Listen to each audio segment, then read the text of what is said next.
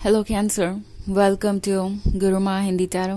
और ये रीडिंग है इस वीक की, यानी 29 नवंबर से लेके 5 दिसंबर तक की। तो चलिए देखते हैं आपके लिए क्या मैसेजेस है इस वीक में और आप क्या एक्सपेक्ट कर सकते हैं अपनी लव लाइफ में। Messages for cancer.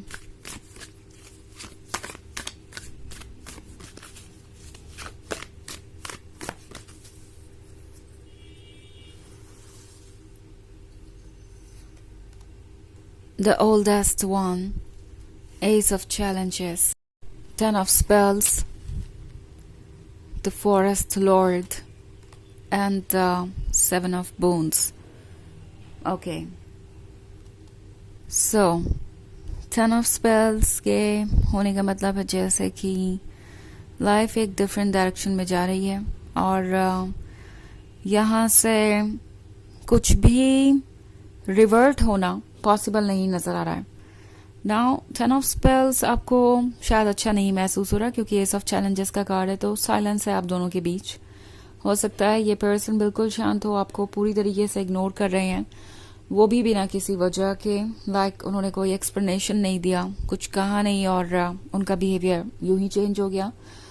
In case आपके बीच में कोई आर्ग्यूमेंट हुई थी, उसके बाद ये पर्सन ऐसे एक्ट कर रहा है जैसे सारी गलती आप ही की थी और आपको ही इसका कॉन्सिक्वेंस झेलना चाहिए। ओके एंड ये पर्सन ऐसे एक्ट कर सकता है जैसे आपका होना ना होना मैटर नहीं करता, बट द थिंग इज कि ये ऐसा फील कर रहे हैं जैसे कि लाइफ में कुछ भी सॉर्टेड आउट ही नहीं है आपके बिना, क्योंकि द फॉरेस्ट लॉर्ड है। फॉरेस्ट लॉर्ड अंदर की आवाज के बारे में बात करता है। सो इंट्यूशन को सुन रहे हैं ये, और ये इंट्यूशन इनके लिए बहुत स्ट्रॉन्ग मैसेजेस लेके आ रहा है। इन्हें पता है कि आप उनके लिए ज़रूरी हैं और उन्हें बिल्कुल भी ये समझ नहीं आ रहा कि वो किस तरीके से सिचुएशन को ठीक करेंगे, क्योंकि कहीं ना कहीं इन्होंने जितनी एक्सपेक्टेशंस आपसे रखी हैं वो एक्सपेक्टेशंस कोई भी पूरी नहीं कर सकता। और 7 ऑफ बून्स के साथ ये आपको देखकर सोच रहे हैं कि पता नहीं आप कौन हैं, आपके कितने साइड्स हैं, आपने क्या क्या उनसे छुपा रखा है।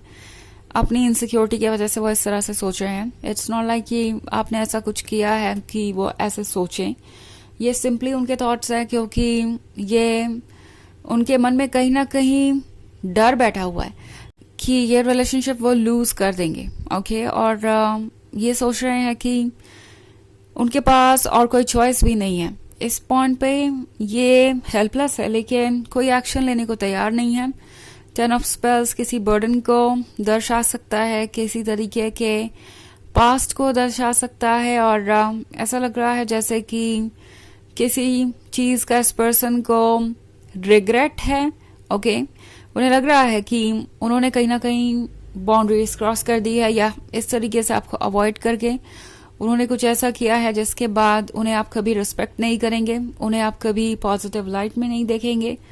सो द ओल्डेस्ट वन के साथ उन्हें लगता है कि अब जो चीजें बिगड़ गई हैं वो फिलहाल तो उन्हें ठीक नहीं कर सकते। ओके कहीं ना कहीं इस पर्सन ने इस रिलेशनशिप पे गिव अप कर दिया है। उन्हें लगता है कि जो ऑब्स्टेकल्स है, जो प्रॉब्लम्स है, वो लगातार आती ही रहेंगी और उससे वो डील नहीं कर पाएंगे। इट्स लाइक वो एक ऐसा रिलेशनशिप चाहते हैं जो परफेक्ट हो, जिसमें स्ट्रगल्स ना हो, जिसमें हर दिन बस पॉजिटिविटी और रोमांस से भरा हुआ हो। But the thing is ground reality different होती है और ये पर्सन उस रियलिटी के साथ एडजस्ट नहीं कर पा रहा, क्योंकि वो हर चीज इजीली चाहते हैं और खुद पे वर्क करना भी इन्हें पसंद नहीं है। तो ये सोच रहे हैं कि इस प्रॉब्लम का सोल्यूशन निकाला गया जाए। एक तरफ तो वो आपसे दूर जाने की कोशिश कर रहे हैं, उन्हें लगता है कि ऐसा करने से आसान हो जाएगा सब कुछ। दूसरी तरफ जितना ज़्यादा दूर जा रहे हैं उतना ज़्यादा मिस कर रहे हैं, उतना ज़्यादा आपके ही बारे में सोच रहे हैं। जो वो नहीं देख पा रहे, जो वो नहीं सुन पा रहे, वो उन्हें परेशान कर रहा है। और ये पर्सन अभी कोई चॉइस ही नहीं कर पा रहा, कोई डिसीजन नहीं ले पा रहा, और इसलिए सिचुएशन बहुत टफ हो गई है। ओके हालांकि ये एक जनरल रीडिंग है तो ये सबसे रेजोनेट नहीं करेगी, एनर्जी रिवर्स हो सकती है अगर आप क्रॉस वॉचर हैं। इसके अलावा अगर आप पिछले वीक की रीडिंग देखना चाहें तो उसका लिंक आपको डिस्क्रिप्शन बॉक्स में मिल जाएगा। हमेशा की तरह। तो चलिए आगे बढ़ते हैं और देखते हैं और क्या मैसेजेस हैं आपके लिए कैंसर।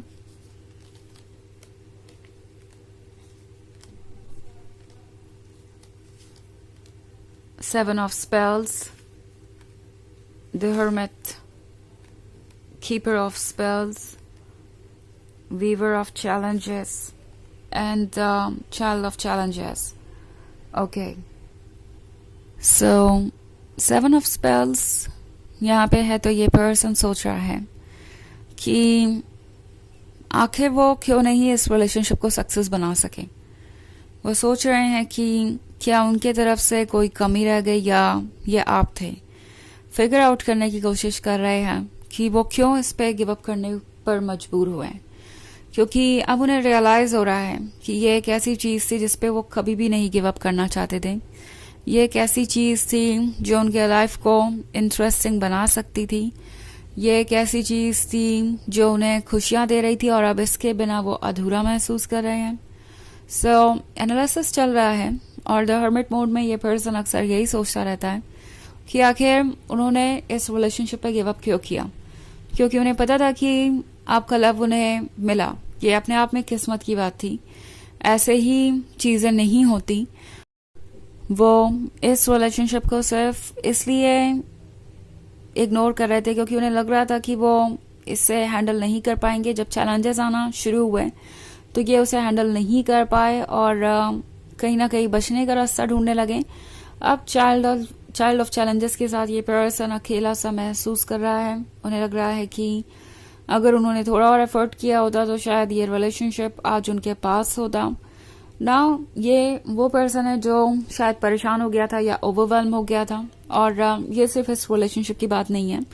मे बी इनके लाइफ में बहुत सारे चैलेंजेस आ रहे थे नेचुरली, और उन सब का स्ट्रेस एडअप हो रहा था। सो अब वो केयरफुली सोच रहे हैं तो उन्हें पता चल रहा है कि लाइफ दरअसल उतनी भी डिफिकल्ट नहीं थी जितना उन्होंने समझ लिया था।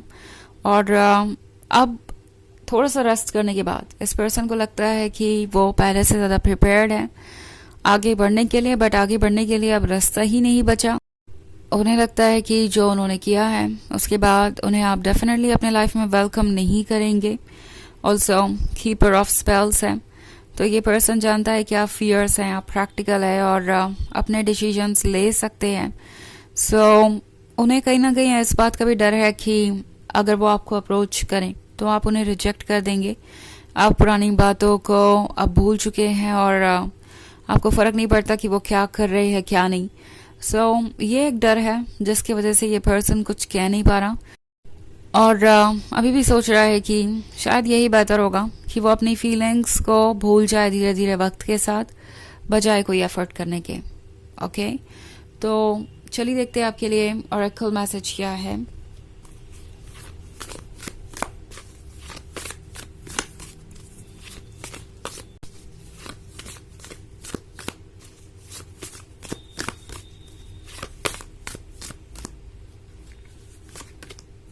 ड्रॉथ। शायद आप किसी चीज का इंतजार कर रहे हैं और ये पर्सन भी वही कर रहा है, बट दोनों एक दूसरे के पर्सपेक्टिव को ना तो देख ही पा रहे हैं ना समझ पा रहे हैं, क्योंकि यह कम्युनिकेशन नहीं है। और टैरो आपसे कह रहा है कि इस वक्त वैसे भी आपको इस पर्सन से ज्यादा जरूरत है अपने अटेंशन को खुद पे फोकस करने की। ये रिलेशनशिप आपके लिए ट्रस्टेबल नहीं रहा है पास्ट में, और टैरो कह रहा है कि इसका वेट करना आपके लिए हेल्दी नहीं है। सो अपने ऊपर फोकस कीजिए, और ये पर्सन अभी काफ़ी समय लेगा चीज़ों को फिगर आउट करने में, उसके बाद ही इनका साइलेंस टूटेगा। सो अगर आप इतना टाइम और एनर्जी इस रिलेशनशिप में इन्वेस्ट करने को तैयार हैं तो डेफिनेटली आप वो कर सकते हैं अगर आपको यही पर्सन चाहिए तो। बट अगर आप ऑलरेडी परेशान हो चुके हैं और आपको लगता है कि ये रिलेशनशिप आपके लिए हेल्दी नहीं होगा, तो टैरो आपसे कह रहा है कि फिलहाल इस सिचुएशन से खुद को दूर कीजिए। ओके, तभी आप कोई नए रास्ते खोल पाएंगे। तो ये है रीडिंग इस वीक की। आई होप आपको अच्छी लगी होगी। Thanks for watching. Till next video, bye.